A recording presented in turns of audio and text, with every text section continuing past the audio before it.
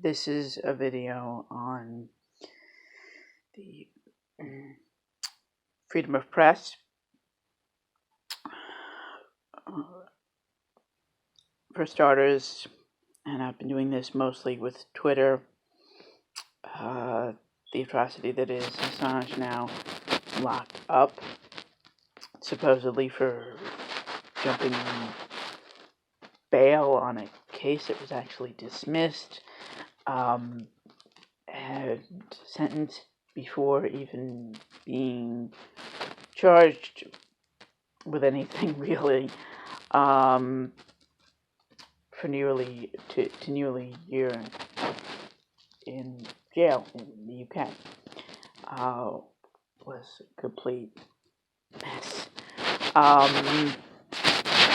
As other reporters, the RT America group, which again, most of these reporters are absolutely top-notch, full-on American journalists. There are indeed some that are not from the USA, but most of them are, and have been all their lives.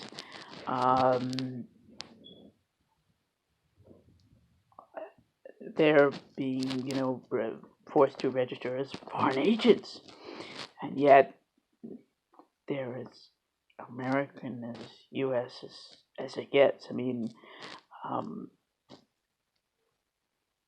in terms of citizenry, indigenous people, obviously, I can't say that they all have indigenous ancestry, but that's another subject entirely.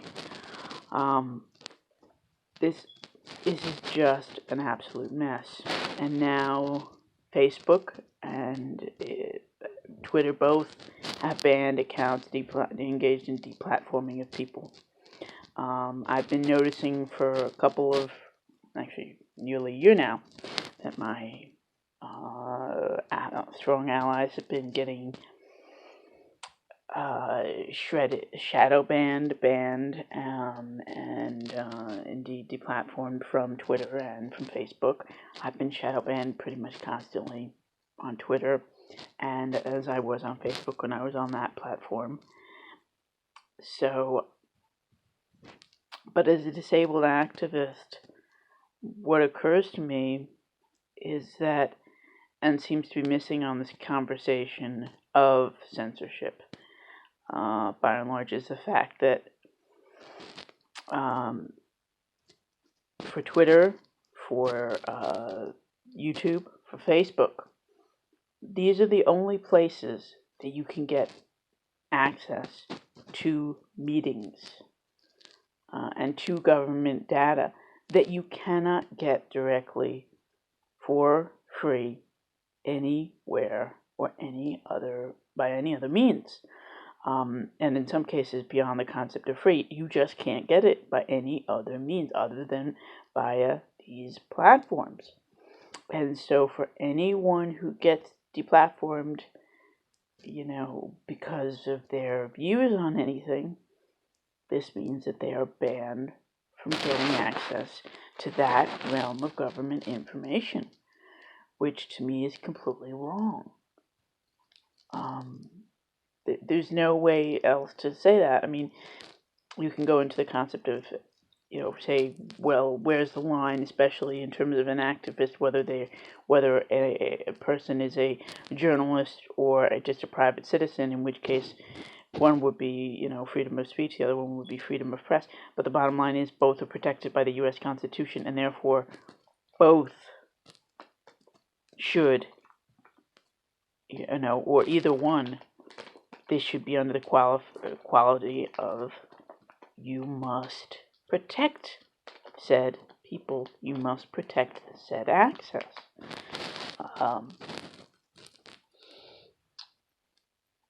And especially with the delays in Freedom of Information Act requests, which you could say, well, and this might be, again, something I've not yet seen it, but, in terms of government data, other ways to get it, Freedom of Information Act, in theory, you could, at least some of it,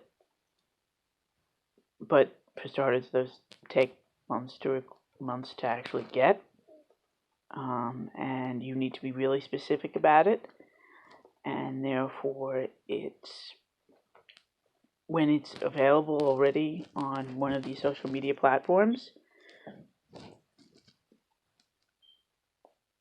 and Freedom of Information Act request might just say, and they have a right, by the way, to request money for pieces of paper, that you just go to the platforms and get that, because that's a method of getting it. And again, if you've been deplatformed, you've been deprived of that right to get information. So, and as someone who's been to one meeting where I flat out nearly passed out from trying to deal with an elevator that was really tall. I mean, we're talking about like a 20-story building, I believe, and deal with metal detectors in order to get through security screenings of one of these government public access, open access meetings. I again get back to the concept of accessibility when the government and when people are crying out for their rights in terms of transparency. And we're getting all the excuse material of, well, it's too difficult, or, well, wait about, the accessibility. What about YouTube? What about, guess what? If you're banning people from if you're saying that it's okay to ban someone from YouTube, from Twitter, from Facebook, and therefore from viewing these live feeds, and you're saying, well, you need to wait a while for us in terms of the money to make it available to you in person, then guess what? You're completely denying the Americans with Disabilities Act, on top of freedom of speech and on top of freedom of the press. So you've got, therefore, at least 4 different sets of at least 3 clear sets of rules that you're violating, not even just 2. And you're claiming, oh, but we're going to do this because these people are evil, or these people are wrong.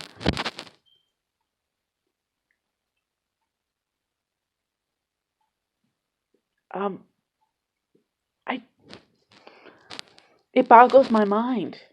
It really does. I understand if you as a person want to block them on Twitter. I totally get that. I've done it myself for many people.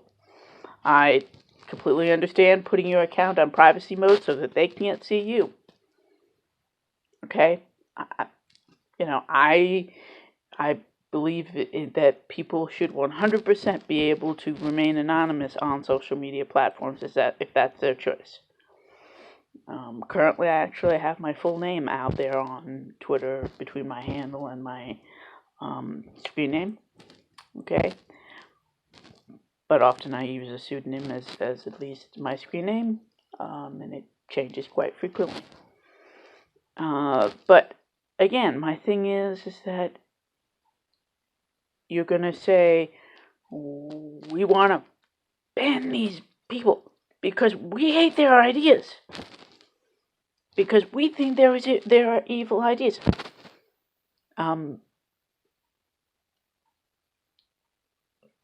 Guess what?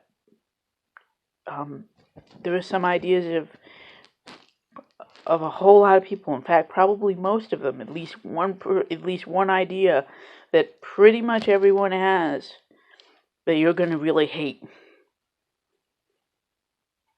And there are people, among other things, and I'm not even kidding, that are super passionate, about food. They would want someone banned about food preference. And my thing is, hell no!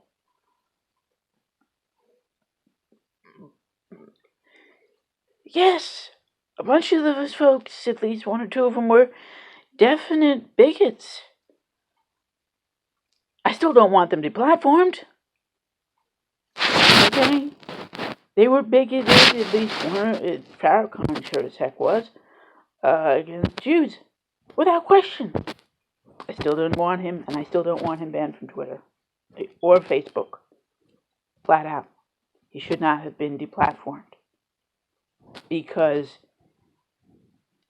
his ideas are easily overwhelmable by the millions, if not billions, of people who know better and who can and will contradict him online. And that's what should be happening. Freedoms need to be protected for all. You need to protect the speech of people that you hate in order for you to yourself to have that freedom. That's why this is wrong. Freedom of speech, freedom of press, freedom of whistleblowers like Assange, like Chelsea Manning, Snowden, all of them. Because, frankly, them getting prosecuted like this, it's part of what helps people who reveal smaller things get more nervous.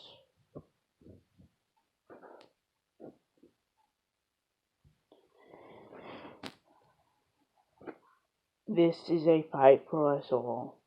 We must unify at least on these things to ally to help for the bigger battles. We can, again, these are not people that I will say, oh, this is my buddy. No way in heck, for the most part, in terms of the folks that were most publicly banned. But in here, as I, wrote on,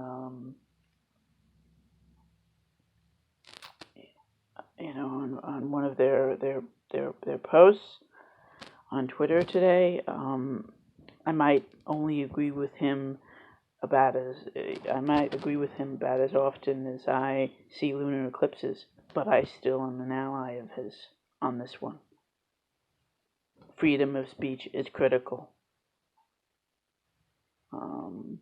Watson is their name, but again,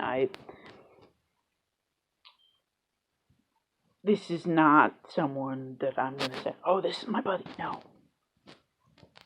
But we agree on freedom of speech. This is absolutely wrong that they were deplatformed. Shalom.